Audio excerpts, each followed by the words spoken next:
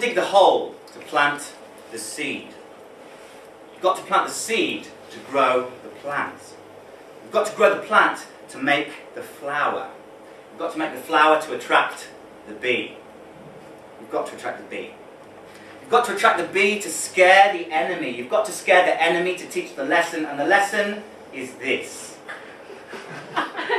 Don't plant the seed.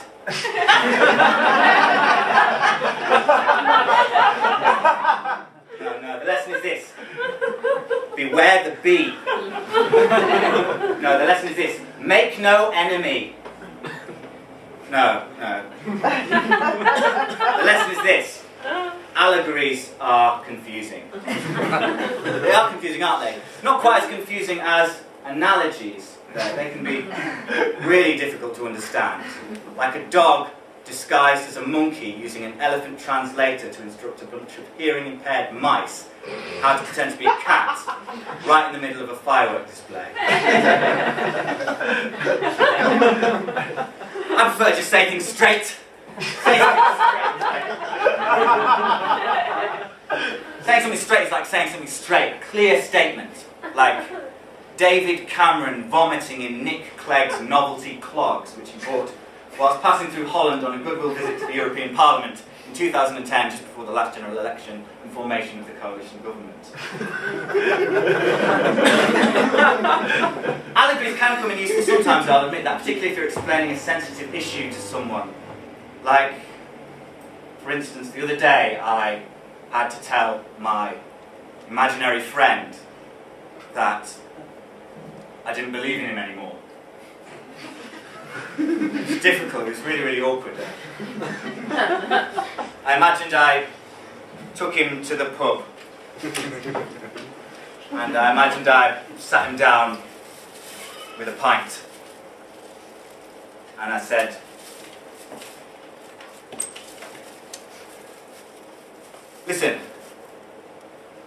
Listen, Lancelot. There are things in life like bricks and soil and metals. And there are things in life like mermaids and unicorns and deities. I can throw a brick at a unicorn, but a unicorn treads no print on the soil. Do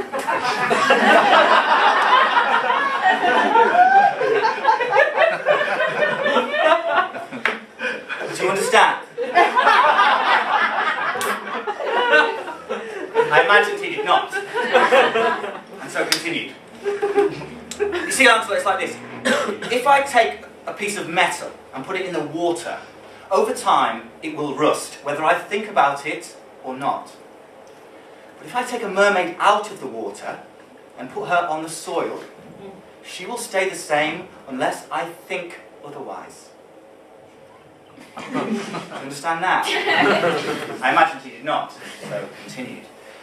What it is, Lancelot, is that you are to me what a unicorn is to the soil, or a mermaid out of water is to a submerged metal. Am I making myself clear? I imagined I was not. Do you remember this morning, Lancelot, when we were in the bath? Yeah, you remember, don't you? You said that your tummy was Mount Everest rising up out of the soap-sud clouds. And I said my fingers were Edmund Hillary ascending the summit. And I stabbed that ice axe into your belly button. And you asked me why it didn't hurt. And I said, because the summit was so high, all the snow numbed the pain. And you looked down at your stomach and saw that it was indeed covered with snow, melting now as hot, red blood spurted from the gash in your navel. But even though there was so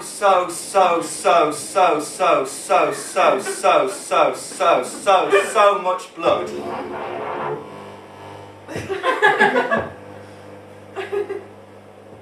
the bathwater never changed colour.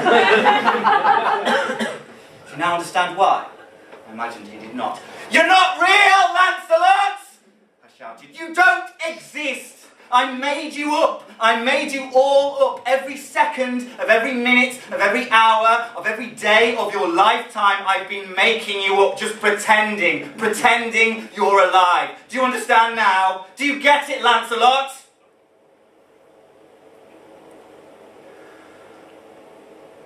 I imagined he did.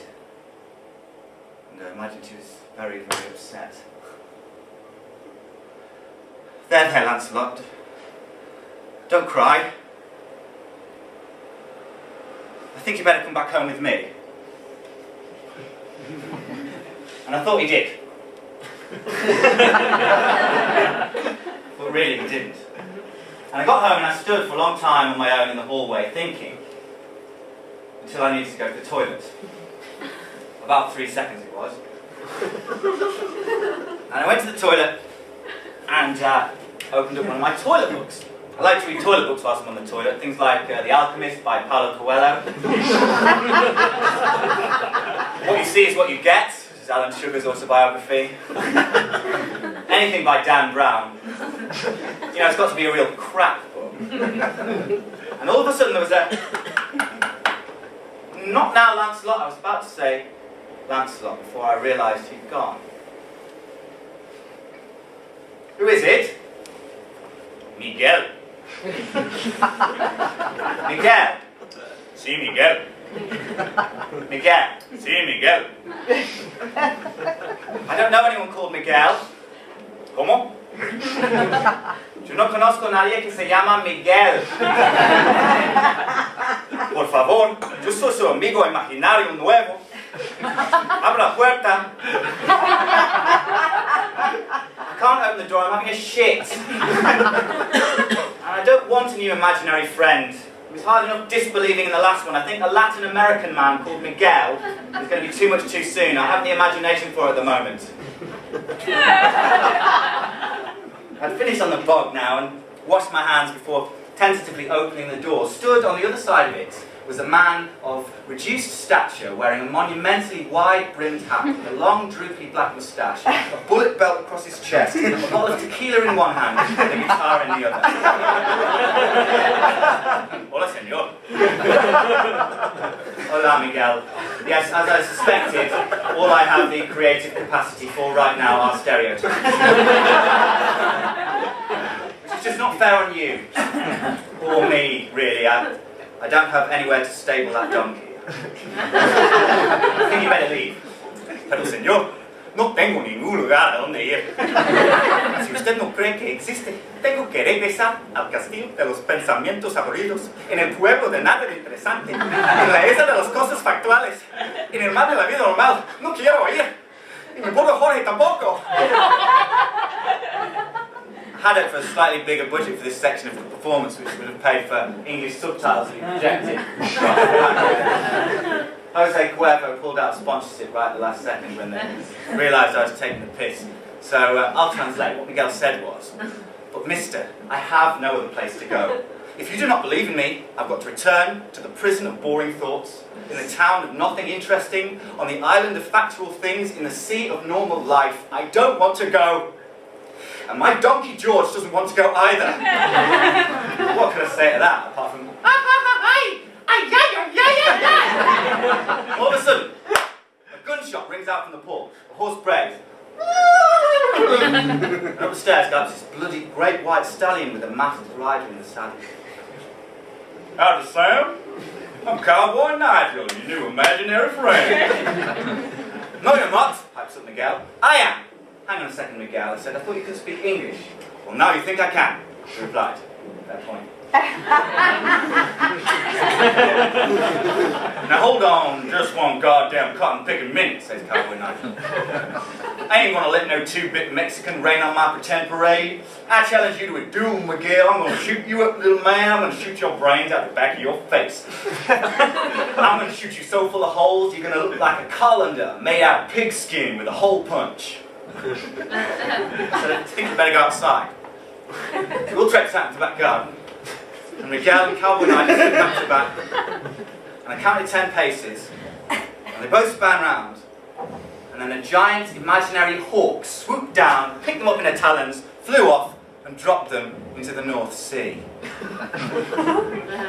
And that was the end of that.